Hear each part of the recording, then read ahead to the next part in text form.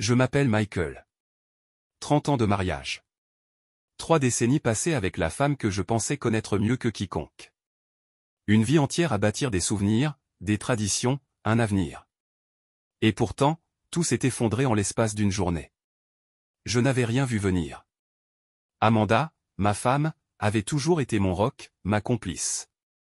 Et puis, sans avertissement, elle m'a laissé seul avec un tas de papiers de divorce signés et une phrase qui résonne encore dans ma tête: je suis tombée amoureuse de mon véritable amour. Son véritable amour. Ces mots me hantent. Un homme de 18 ans plus jeune qu'elle. Brian. Je ne le connaissais pas vraiment, mais son nom est devenu une brûlure vive chaque fois qu'il traverse mon esprit.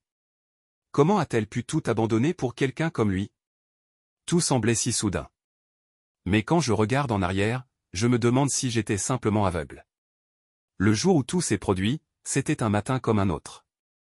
Amanda préparait son café en fredonnant un air qui m'était familier. Nous avions prévu de déjeuner ensemble après son rendez-vous de l'après-midi. Rien dans son comportement ne laissait présager ce qui allait suivre. Quand je suis rentré à la maison ce soir-là, elle était partie. Tout ce qui restait, c'était une enveloppe posée sur la table de la cuisine. J'ai hésité avant de l'ouvrir. Une partie de moi savait que quelque chose n'allait pas. Mon cœur battait si fort que j'avais du mal à respirer. Quand j'ai enfin trouvé le courage de lire, chaque mot me frappait comme un coup de poing.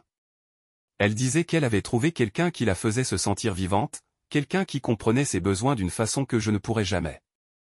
Elle s'excusait pour la douleur qu'elle me causerait, mais elle affirmait que c'était la meilleure chose pour nous deux. La meilleure chose. Je ne sais pas combien de temps je suis resté là, immobile, avec ses papiers dans les mains. Tout ce que je savais, c'était que mon monde venait de basculer. À un moment donné, mes jambes ont cédé sous moi, et je me suis retrouvé par terre, incapable de penser, incapable de bouger. Je ne me souviens pas de ce qui s'est passé ensuite. Tout est flou. Je sais que j'ai fini à l'hôpital. Apparemment, c'était un choc émotionnel sévère. Mon cœur n'avait pas tenu le coup, littéralement. Le médecin m'a dit que j'avais eu de la chance de ne pas y rester. Une chance, vraiment? Parce qu'à cet instant, je n'avais pas l'impression que vivre était une bénédiction. Je n'étais pas seul, bien sûr. Même si je me sentais comme l'homme le plus isolé du monde, ma fille Lisa était là. C'est elle qui m'a trouvé ce soir-là, effondré dans le salon. Elle m'a raconté plus tard comment elle avait immédiatement su que quelque chose n'allait pas en voyant ma voiture dans l'allée alors qu'elle ne s'attendait pas à ce que je sois à la maison si tôt. Quand elle est entrée, elle m'a trouvé dans un état semi-conscient, mes mains toujours crispées sur les papiers de divorce. Elle a paniqué, naturellement, mais Lisa a toujours été forte, même sous pression. Elle a appelé une ambulance, m'a tenu la main jusqu'à l'arrivée des secours, et elle est montée avec moi jusqu'à l'hôpital. Je me souviens vaguement de sa voix, douce mais tremblante, essayant de me rassurer. « Papa, je suis là. Ça va aller. Reste avec moi. » Même maintenant, penser à sa détermination me brise un peu plus. Quand je me suis réveillé à l'hôpital, ma première vision a été celle de Lisa, assise près de mon lit, les yeux rougis mais vigilants. Elle n'avait pas dormi. À côté d'elle, ma sœur Allison était en pleine discussion avec un médecin, posant des questions précises, exigeant des réponses claires. Elle avait ce ton professionnel et sûr d'elle qu'elle employait toujours dans son travail d'avocate, mais je pouvais voir l'inquiétude dans ses gestes, dans la façon dont elle serrait les bras contre son corps comme pour se protéger. Ma mère était là aussi. Malgré ses 82 ans, elle semblait aussi alerte qu'une femme de 30 ans. Elle avait ce regard perçant qui disait « Je ne partirai pas tant que je ne suis pas sûr que tout ira bien ». C'était typique de ma mère. Elle était petite de taille, mais son esprit et sa volonté étaient immenses. Les premiers jours ont été flous. Entre les examens médicaux, les médicaments pour calmer mon cœur et les allées et venues des infirmières, tout se mêlait dans une sorte de brouillard. Mais ce qui ressortait clairement, c'était la présence constante de ma famille. Lisa, Allison et ma mère s'étaient relayées pour s'occuper de moi, s'assurer que je mangeais un peu, que je buvais de l'eau, que je parlais de ce qui s'était passé, même si c'était douloureux. Lisa était la plus directe. Elle n'avait pas peur de poser des questions difficiles. « Papa, pourquoi tu ne m'as rien dit? Comment tu as pu cacher que ça n'allait pas avec maman ?» Elle était en colère, je le voyais. Pas contre moi, mais contre la situation. Contre Amanda, surtout. Je ne savais pas, ai-je répondu une fois, ma voix à peine plus forte qu'un murmure. Je n'ai rien vu venir, Lisa. Elle a tout caché. Jusqu'à ce que... Je n'ai pas pu finir ma phrase. Allison, elle, a pris les choses en main d'une autre manière. Pendant que Lisa veillait sur moi, Allison s'est plongée dans les papiers de divorce qu'Amanda avait laissés. Ces documents, tu ne les signes pas, m'a-t-elle dit fermement, sa voix coupant l'air comme un couteau. On va examiner tout ça. Amanda peut bien courir après son gamin de 32 ans, mais elle ne va pas te piétiner au passage. Ma mère, quant à elle, ne disait pas grand-chose. Elle se contentait d'être là, sa main sur mon bras, son regard attentif. Elle avait ce pouvoir de calmer une pièce entière rien qu'avec sa présence. Elle n'avait pas besoin de parler pour que je sente qu'elle m'aimait, qu'elle était là pour moi, quoi qu'il arrive. C'est grâce à elle que j'ai réussi à traverser ces premiers jours. Sans Lisa, je ne sais même pas si je serais encore là pour raconter cette histoire. Et sans Allison et ma mère, je serais probablement encore perdu dans un tourbillon de colère et de douleur.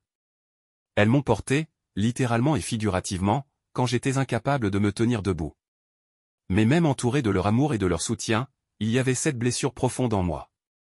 Une douleur qui ne disparaîtrait pas si facilement. Je n'avais jamais pensé que Rachel jouerait un rôle si important dans cette période de ma vie. Rachel, ma patronne, une femme intelligente et déterminée que je respectais profondément. Elle dirigeait l'entreprise où je travaillais comme comptable depuis plus de 10 ans. On s'était toujours bien entendu, mais nos conversations restaient généralement professionnelles, sauf cette fois, il y a quelques années, où nos chemins s'étaient croisés de manière plus personnelle. À l'époque, Rachel traversait un divorce difficile avec son ex-mari, un homme que je qualifierais poliment de manipulateur. Bien que je ne sois pas avocat, j'avais proposé de l'aider à organiser certains documents financiers qu'il essayait de cacher dans leur procédure de divorce. Je ne m'attendais à rien en retour, mais Rachel ne l'avait jamais oublié. Alors, quand elle est apparue à l'hôpital, j'ai été surpris. La première fois, elle est entrée dans ma chambre avec un sourire doux et une boîte de pâtisserie dans les mains. Je me suis dit que tu aurais besoin d'un peu de réconfort, avait-elle dit en posant la boîte sur la table de chevet. Je n'avais pas beaucoup de force pour parler ce jour-là, mais sa présence m'avait touché. Elle était là, non pas comme ma patronne, mais comme une amie, ou peut-être quelque chose de plus subtil. Elle s'était assise sur la chaise à côté de mon lit, me posant des questions sans insister, respectant mon silence quand je n'avais pas la force de répondre. Michael, tu as toujours été là pour les autres, avait-elle dit après un long moment. Maintenant, c'est à nous d'être là pour toi. Je veux que tu saches que tu peux prendre tout le temps dont tu as besoin. Le travail peut attendre. Ces mots étaient simples, mais ils m'ont bouleversé. Depuis tout ce qui s'était passé avec Amanda, je m'étais senti si inutile, si perdu. Entendre quelqu'un me dire que j'avais encore de la valeur, que j'avais le droit de me reposer, c'était un baume sur une plaie encore fraîche. Rachel est revenue plusieurs fois dans les jours qui ont suivi. Chaque fois, elle apportait quelque chose, des livres, des fleurs, une tasse de café qui avait un goût infiniment meilleur que celui servi à l'hôpital. Mais ce qui comptait le plus, c'était sa manière d'écouter. Elle ne cherchait pas à me donner des conseils ou des solutions. Elle était juste là, attentive, présente.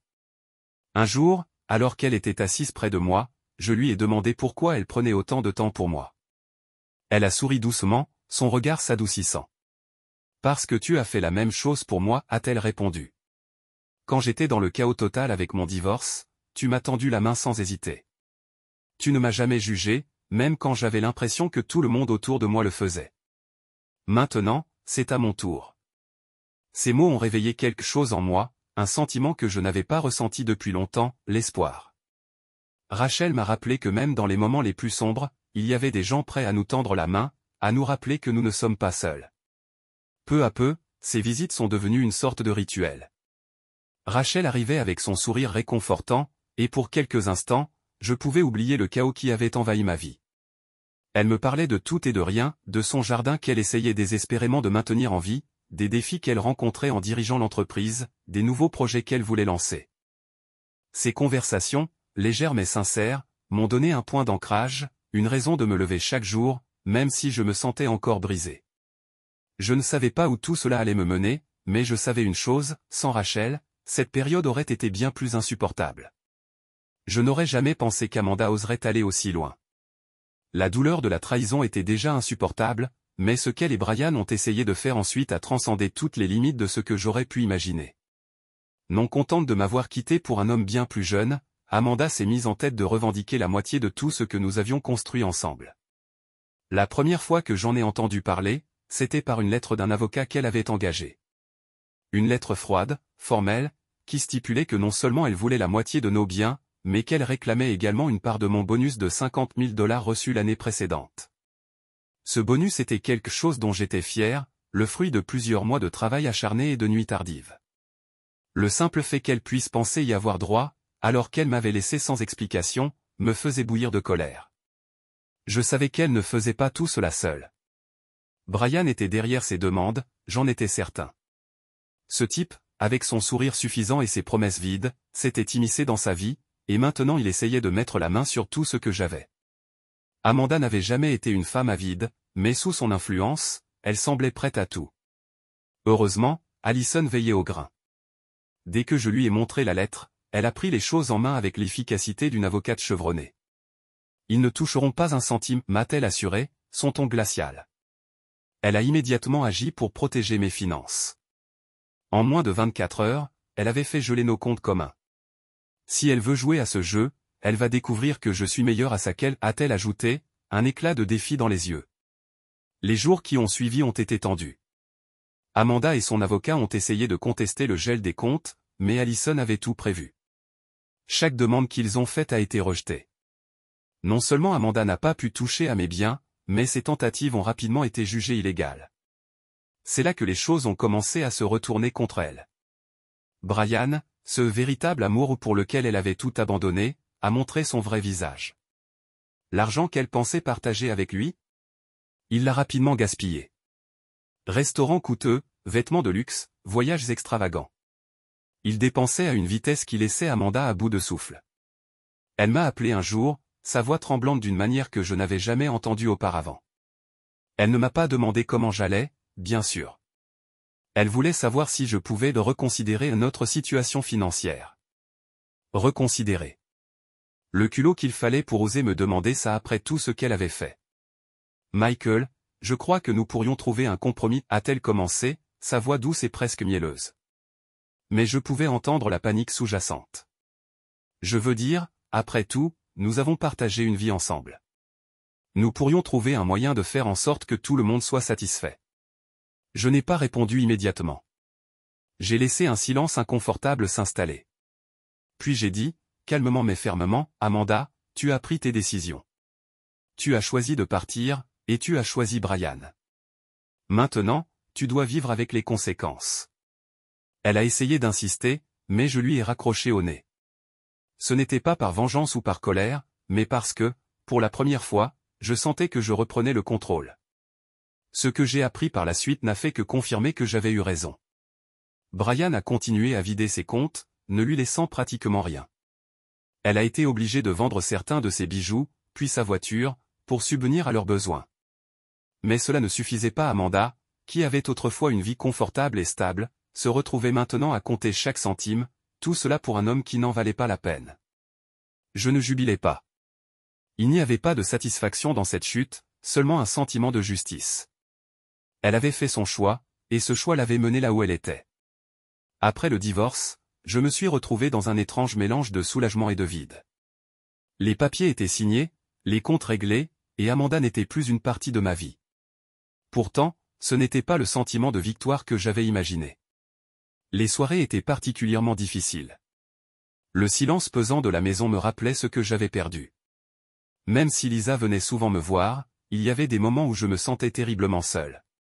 C'est dans ce contexte que Rachel est réapparue, mais cette fois, d'une manière différente. Un soir, après le travail, elle est venue dans mon bureau avec un sourire un peu plus timide que d'habitude. « Michael, tu fais quelque chose ce week-end » Sa question m'a pris au dépourvu. Ce n'était pas inhabituel pour elle de me parler après le travail, mais ce ton, il y avait quelque chose de différent. « Rien de prévu, ai-je répondu. « Pourquoi » Elle a hésité une seconde avant de se lancer. « Je me disais que tu pourrais venir dîner à la maison. » Rien de formel, juste un repas tranquille. Sophie et moi adorerions te voir. Sophie, sa fille de 10 ans, venait parfois au bureau après l'école. C'était une petite boule d'énergie avec un sourire désarmant et un humour décalé qui m'avait souvent fait rire même dans mes journées les plus sombres. J'ai accepté. À vrai dire, je ne savais pas trop à quoi m'attendre, mais l'idée de ne pas passer la soirée seule était assez séduisante. Quand je suis arrivé chez Rachel, j'ai été immédiatement frappé par l'atmosphère chaleureuse de sa maison. Des dessins de Sophie étaient accrochés sur le réfrigérateur, des couvertures douillettes traînaient sur le canapé, et il y avait une odeur délicieuse de quelque chose mijotant dans la cuisine. Rachel m'a accueilli avec un sourire, portant un tablier avec une tache de sauce tomate dessus. « Ne te moque pas » a-t-elle dit en riant. Je suis en mode chef. Le dîner était simple mais parfait. Nous avons mangé des lasagnes maison et bu du vin tout en discutant de tout et de rien. Sophie était pleine de vie, posant 1000 questions sur tout, de mon travail à mes plats préférés, et racontant des histoires sur ses aventures à l'école. Elle avait ce talent rare de vous faire oublier vos soucis, ne serait-ce que pour un moment. À un moment donné, après que Sophie soit partie dans sa chambre, Rachel et moi nous sommes retrouvés seuls dans le salon. Elle s'est tournée vers moi, son expression plus sérieuse. « Je voulais vraiment te remercier d'être venu ce soir » a-t-elle dit doucement. « Je sais que ça n'a pas été facile pour toi ces derniers mois, mais, je voulais que tu saches que je suis là. Pas seulement comme ton patronne, mais comme ton amie. » Il y avait une sincérité dans sa voix qui m'a touché. Ce n'était pas une obligation pour elle de m'inviter ou de me soutenir comme elle l'avait fait. Elle avait choisi d'être là pour moi, et cela signifiait plus que je ne pouvais l'exprimer. « Merci » ai-je répondu après un moment. « Tu n'imagines pas à quel point ta gentillesse m'a aidé. » Elle a souri, et pendant un instant, nous sommes restés là, à nous regarder en silence. C'était un moment chargé de quelque chose que je ne pouvais pas encore nommer. Les dîners sont rapidement devenus une habitude. Parfois, Rachel me préparait des repas, d'autres fois, je cuisinais et apportais quelque chose chez elle. Sophie et Lisa ont également commencé à passer du temps ensemble. Lisa, bien qu'adulte, semblait apprécier la compagnie de Sophie. Elle jouait à des jeux de société, regardait des films et Lisa racontait des histoires sur son enfance, ce qui fascinait Sophie. Au fil des semaines, j'ai senti quelque chose changer en moi. La douleur constante que je portais depuis le départ d'Amanda commençait à s'atténuer. À sa place, un sentiment nouveau émergeait, l'espoir. Rachel avait cette manière de rendre les choses plus simples, plus légères. Elle ne cherchait pas à me forcer à aller mieux. Elle était juste là, patiemment, jusqu'à ce que je sois prêt. Un soir, après un dîner particulièrement agréable, elle m'a raccompagné à la porte. Alors que j'allais partir, elle a posé une main sur mon bras. « Michael » a-t-elle murmuré, hésitant un instant. « Je voulais te dire, je suis heureuse que tu sois dans nos vies. Sophie et moi, on tient beaucoup à toi. » J'ai ressenti un frisson traverser mon corps. Ces mots étaient simples, mais leur signification était immense.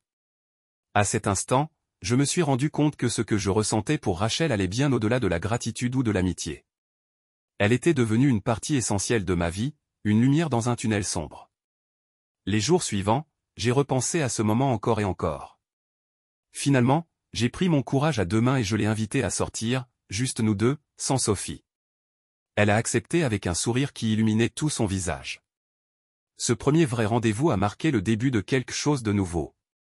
Avec Rachel, il n'y avait pas de drame, pas de complications. Juste deux personnes apprenant à se connaître d'une manière honnête et authentique. Et pour la première fois depuis des années, j'ai senti que la vie revenait en moi. Un an s'était écoulé depuis le divorce.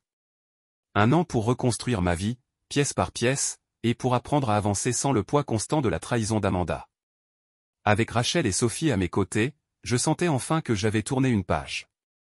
Mais parfois, la vie aime jeter un coup d'œil en arrière, juste pour vous rappeler ce que vous avez laissé derrière. Je ne m'attendais pas à la croiser ce jour-là. J'étais dans un café, en train de prendre un café avant une réunion, lorsque je l'ai vue entrer. Mon cœur s'est figé un instant. Amanda. Elle avait l'air différente. Pas juste différente, brisée. Elle avait pris du poids, et ses vêtements, autrefois impeccables, semblaient mal ajustés et négligés. Ses cheveux, toujours soignés et brillants, étaient tirés en arrière de façon hâtive, quelques mèches grises visibles. Mais ce qui m'a le plus frappé, c'était son visage. Fatigué. Creusé. Elle portait cette expression que je connaissais trop bien, un mélange de regret et de honte. Elle m'a repéré, et pour une seconde, j'ai vu l'hésitation dans son regard. Peut-être qu'elle pensait fuir, comme si elle n'avait pas le droit de s'approcher de moi. Mais elle s'est avancée, lentement, comme quelqu'un qui portait le poids du monde sur ses épaules. Michael, a-t-elle dit, sa voix plus douce que je ne l'avais entendue depuis des années. Amanda, ai-je répondu, tentant de garder mon ton neutre. Elle a pris une chaise sans attendre que je l'invitais, comme si elle savait qu'elle devait parler et qu'elle ne pouvait pas reculer. Ses mains tremblaient légèrement alors qu'elle jouait avec le bord de son sac à main. Je ne voulais pas te déranger, a-t-elle commencé. Mais, je devais te parler. J'ai levé les yeux, attendant qu'elle continue. Il n'y avait aucune colère en moi, seulement une curiosité distante. Brian m'a quitté, a-t-elle dit, presque dans un souffle. Après avoir dépensé tout ce que j'avais, il est parti. J'ai tout perdu, Michael. La maison, la voiture, tout. Elle a levé les yeux vers moi, et pour la première fois, j'ai vu des larmes rouler sur ses joues. Je sais que je ne mérite pas ton pardon. Je sais que je t'ai fait du mal, à toi et à Lisa. Mais je voulais que tu saches, je suis désolé. Vraiment désolé. Ces paroles m'ont laissé sans voix pendant un moment. Amanda s'excusant, me regardant avec des yeux suppliants. C'était une image que je n'aurais jamais imaginée. Pourquoi maintenant, ai-je fini par demander, ma voix calme mais directe. Elle a hoché la tête lentement, comme si elle comprenait ma question. Parce que je pensais que j'avais tout compris, a-t-elle dit. Je pensais que Brian était la réponse à tout ce qui me manquait. Mais j'ai réalisé que j'étais aveuglé, par lui, par mes propres envies. Et je n'ai rien vu de ce que j'avais devant moi. J'ai pris une gorgée de café pour me donner un moment. Les excuses étaient sincères, je pouvais le voir, mais elles arrivaient tard. Trop tard. Amanda, ai-je dit finalement, je ne te souhaite aucun mal. Je ne l'ai jamais fait. Mais tu dois comprendre que ce que tu as fait, ce n'est pas quelque chose qu'on peut effacer avec des excuses. Elle a hoché la tête, essuyant ses larmes d'un geste maladroit. Je sais, a-t-elle murmuré. Mais je voulais que tu saches que je regrette tout. Surtout ce que j'ai fait à Lisa. Entendre le nom de ma fille m'a frappé plus fort que je ne l'aurais pensé. Lisa avait été profondément blessée par les actions d'Amanda, bien plus qu'elle ne l'avait montré à l'époque. Lisa a trouvé sa force, ai-je dit doucement. Elle a grandi grâce à tout ça, même si ça n'a pas été facile. Mais elle a appris à vivre sans toi, Amanda. Et je ne pense pas qu'elle veuille revisiter ce chapitre. Amanda a baissé les yeux, ses épaules s'affaissant un peu plus. Je ne m'attends pas à ce qu'elle veuille me pardonner. Je voulais juste que tu saches que, je suis consciente de ce que j'ai fait. Et je suis désolé. Le silence s'est installé entre nous. Je n'avais rien de plus à dire. Il n'y avait pas de satisfaction à tirer de sa douleur, aucun réconfort dans son état actuel. Si quoi que ce soit, je me sentais triste pour elle. Triste qu'elle ait détruit tout ce que nous avions pour une illusion, et qu'elle ait tout perdu en retour. Quand elle s'est levée pour partir, elle m'a lancé un dernier regard. Merci, Michael, a-t-elle dit. Merci de m'avoir écouté. J'ai hoché la tête, et elle est partie. En la regardant s'éloigner, j'ai ressenti une étrange forme de paix. C'était comme si un poids avait été levé. Peut-être que ces excuses n'étaient pas pour moi. Peut-être qu'elles étaient pour elle, un moyen de trouver un peu de rédemption dans le chaos qu'elle avait créé. Quoi qu'il en soit, je savais une chose avec certitude, ma vie avait changé, et cette rencontre, bien que difficile, m'a confirmé que je ne voulais plus regarder en arrière. Le jour où j'ai épousé Rachel restera gravé dans ma mémoire comme l'un des moments les plus simples mais les plus beaux de ma vie. Nous n'avions pas voulu d'un mariage extravagant. Après tout ce que nous avions traversé, tout ce que nous désirions était quelque chose d'intime, entouré des personnes qui comptaient vraiment pour nous. La cérémonie a eu lieu au bord d'un lac, un endroit paisible et serein que Rachel aimait particulièrement. Les eaux scintillaient sous la lumière du soleil, et une brise légère faisait danser les feuilles des arbres autour de nous. C'était une journée parfaite, comme si la nature elle-même s'était jointe à notre célébration. Lisa était mon témoin, et la fierté dans ses yeux lorsqu'elle m'a aidé à ajuster ma cravate était palpable. « Tu as fait beaucoup de chemin, papa, m'a-t-elle dit, un sourire radieux sur son visage. Et tu mérites tout ce bonheur. » Sophie, quant à elle, était une boule d'énergie. Elle portait une robe bleu clair qu'elle avait choisie elle-même, et elle n'arrêtait pas de courir partout, posant des questions sur chaque détail de la cérémonie. Quand Rachel et moi avons échangé nos vœux, Sophie se tenait à côté de sa mère, un sourire si large qu'il semblait illuminer tout le lac. Rachel était magnifique ce jour-là. Sa robe, simple mais élégante, mettait en valeur sa beauté naturelle. Mais ce qui m'a vraiment touché, c'était son regard. Il y avait tant d'amour et de sérénité dans ses yeux, comme si tout ce que nous avions vécu nous avait menés exactement là où nous devions être. Je te promets de te choisir, chaque jour, pour le reste de ma vie, m'a-t-elle dit, sa voix tremblant légèrement sous le poids de l'émotion. Quand c'était à mon tour de parler, j'ai eu du mal à trouver les mots. Mais je savais ce que je voulais dire. Rachel, ai-je commencé, ma voix rauque d'émotion, tu es arrivée dans ma vie à un moment où je pensais que tout était perdu. Mais tu m'as montré que même après les tempêtes les plus sombres, il y a toujours une lumière. Tu es ma lumière. Nos invités, un petit cercle de proches, ont applaudi alors que nous échangions un baiser, et pour la première fois depuis des années, je me suis senti entier. Après le mariage, nous avons organisé un petit dîner sous une tente au bord du lac. Il n'y avait pas de grandes festivités ni de danse jusqu'à l'aube, juste des rires, des histoires partagées, et une joie sincère. Sophie a insisté pour faire un discours, et à 10 ans, elle a charmé tout le monde avec ses mots simples mais touchants. Je suis tellement heureuse que toi, Michael, sois dans nos vies, a-t-elle dit, regardant sa mère avec un sourire fier.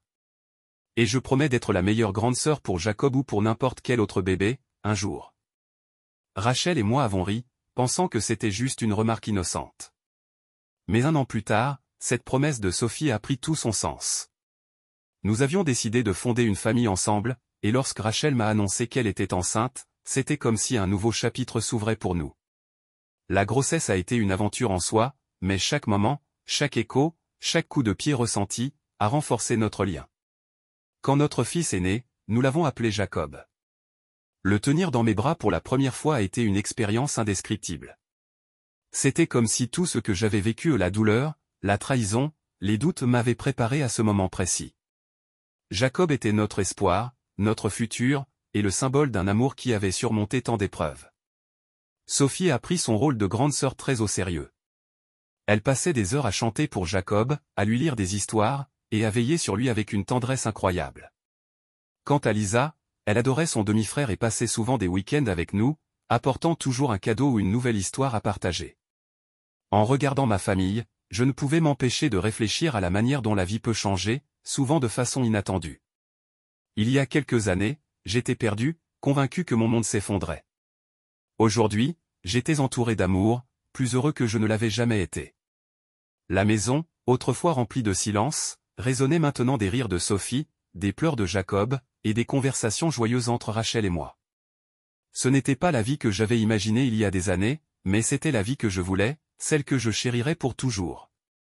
5 années se sont écoulées depuis le divorce, et pourtant, les souvenirs de cette période restent gravés en moi. Je ne les revis plus avec douleur, mais avec une étrange reconnaissance.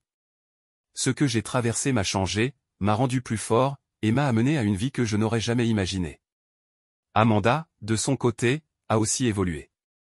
Après sa chute avec Brian, elle avait touché le fond, mais, à sa manière, elle a tenté de se relever. Pendant longtemps, Lisa a refusé de lui parler. Je ne l'ai jamais poussée dans un sens ou dans l'autre. C'était sa décision à prendre, et je savais que ce qu'Amanda lui avait fait demandait du temps pour guérir. Mais Lisa a un cœur grand et généreux, bien plus que je n'aurais pu espérer. Peu à peu, elle a permis à Amanda de revenir dans sa vie. Elles ont commencé par des appels téléphoniques sporadiques, puis des rencontres occasionnelles pour un café. Ce n'était pas facile, ni rapide, mais à travers ces petits gestes, elles ont commencé à reconstruire leur lien. Pour ma part, je restais en retrait. Je ne pouvais pas oublier ce qu'Amanda avait fait, et je ne pouvais pas prétendre que tout était effacé. Mais Lisa était adulte, et je savais que c'était à elle de décider comment gérer sa relation avec sa mère. Mon rôle, c'était de ne pas me mettre en travers de leur chemin. Le véritable test est arrivé le jour où Lisa nous a annoncé qu'elle se mariait. Elle rayonnait en partageant la nouvelle, et je pouvais voir à quel point cela comptait pour elle que tout le monde soit présent.